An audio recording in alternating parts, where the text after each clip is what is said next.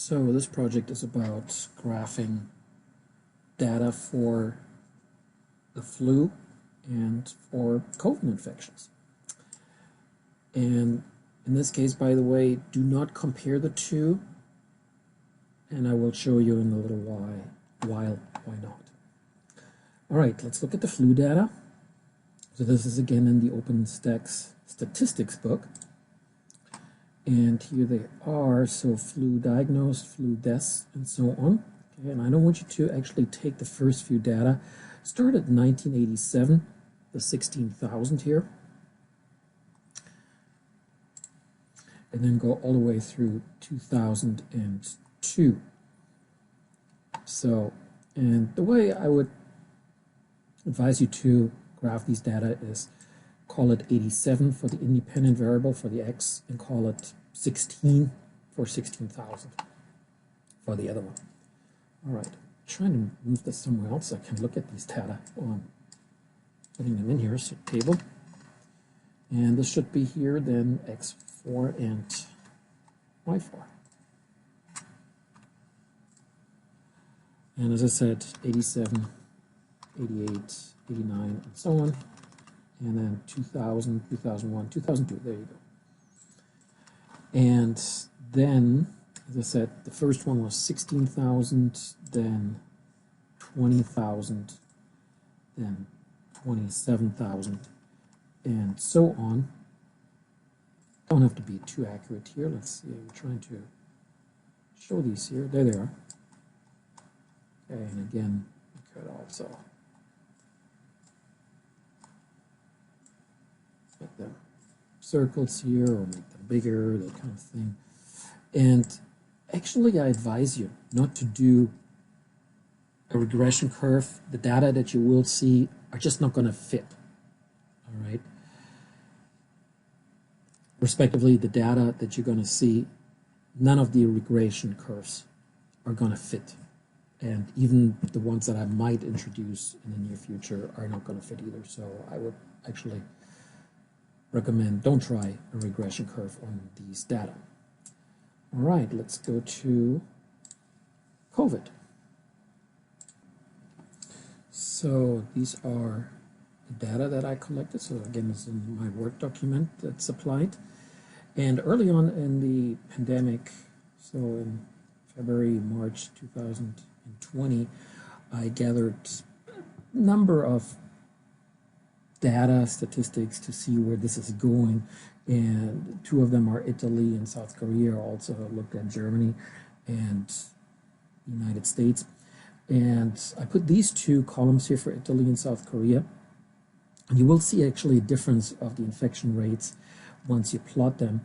I'm starting February 15 here, and I call this the 0 day, and then every other day, so you don't have to plug in too many data. You will see that even if you skip a day, you're still getting really good curves and data and regression curves.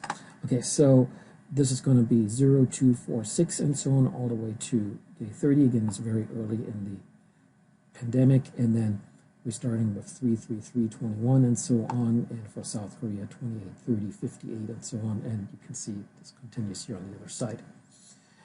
All right, again, table. Okay, I'm going to call this one here because I'm kind of like in project 2.4, so I already used up the 4, so I'm going to call this 44 for the X, and then here, this one, 44 for the Y. This is for, would be for Italy, and then for South Korea, I will call it 45.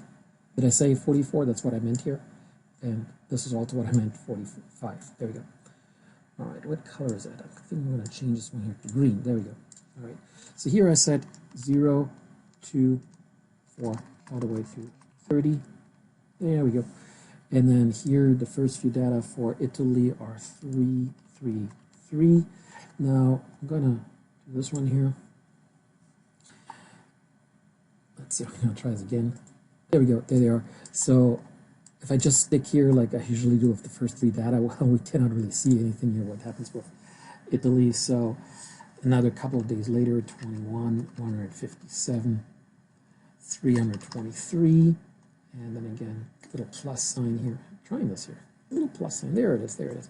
And you can see, well, you know, that's taking off. And this is, you will see, this is actually the exponential that we have to pay attention to. What is actually happening when something exponentially increases?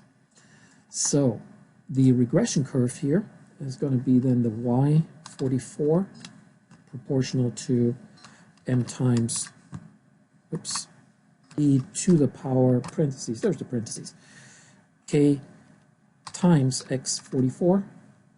There's that parentheses. And this time around, do put a plus b in the back. It will look better that way. I know the data are not quite on here, right? The regression coefficient is actually pretty good. 0.98 still. I mean, for data like that, again, these are not physics data. Like I like them, they're really perfect, right? So these are definitely not perfect. But you will see that once you put more data in, it really, the exponential curve really describes the data.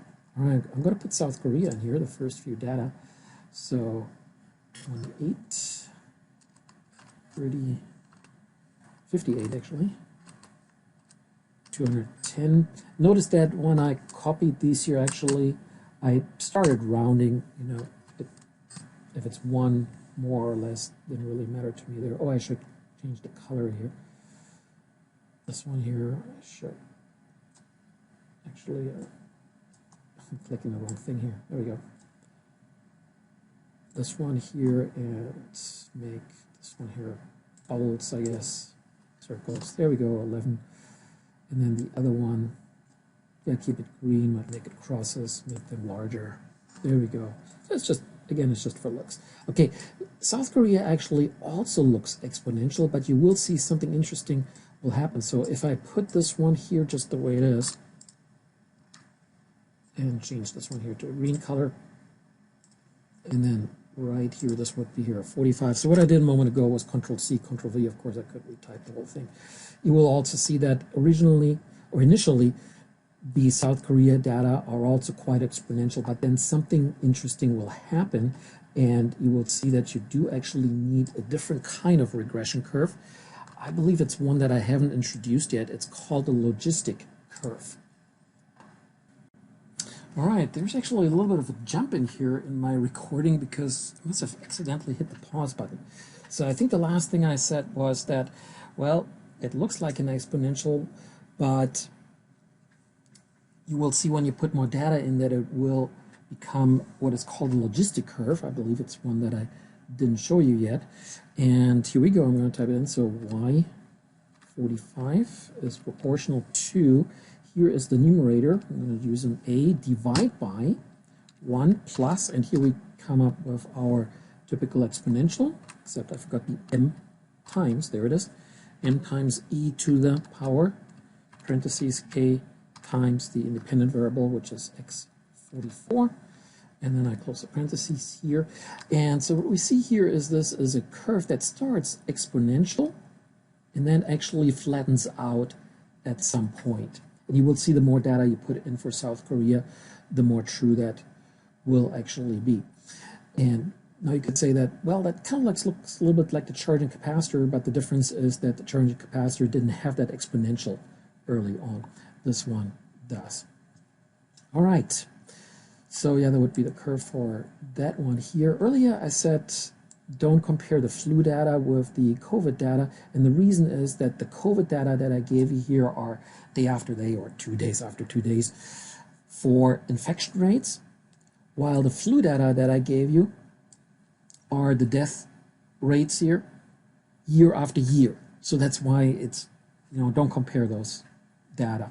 And I still put them together because these are medical data, infection data, death data, that come from medicine and can be modeled with mathematical regression equations. And of course, COVID is kind of a flu as well. All right, that's it here.